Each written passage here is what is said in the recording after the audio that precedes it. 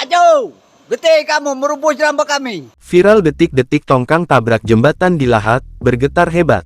Tengah beredar sebuah video yang memperlihatkan detik-detik sebuah kapal tongkang menabrak jembatan. Akibat insiden tersebut jembatan sempat bergetar hebat.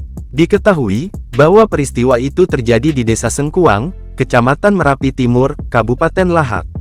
Melansir sripoku.com, pemilik kapal tongkang tersebut diminta bertanggung jawab. Meski saat ini belum diketahui dampak akibat kejadian tersebut, namun hantaman tongkang tersebut bisa berpengaruh bagi kekokohan jembatan. Ya, saya sudah lihat videonya dan mendapatkan informasi terkait tongkang menabrak jembatan tersebut. Untuk itu kita minta pihak pemilik tongkang melibatkan Pemkab Lahat mengecek apakah hantaman tongkang merusak jembatan atau tidak, tegas Andi Sucietera, anggota DPRD Lahat, Dapil 2 meliputi Kecamatan Merapi Area, Rabu, tanggal 3 Januari tahun 2024.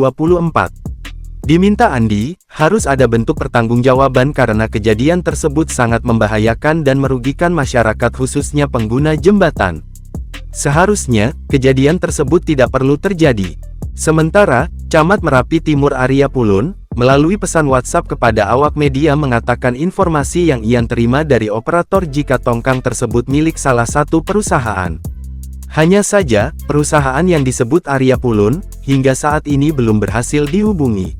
Sementara Kepala Dinas PUPR Pemkab Lahat, Mirza Azhari, sudah melakukan pengecekan terhadap jembatan yang ditabrak.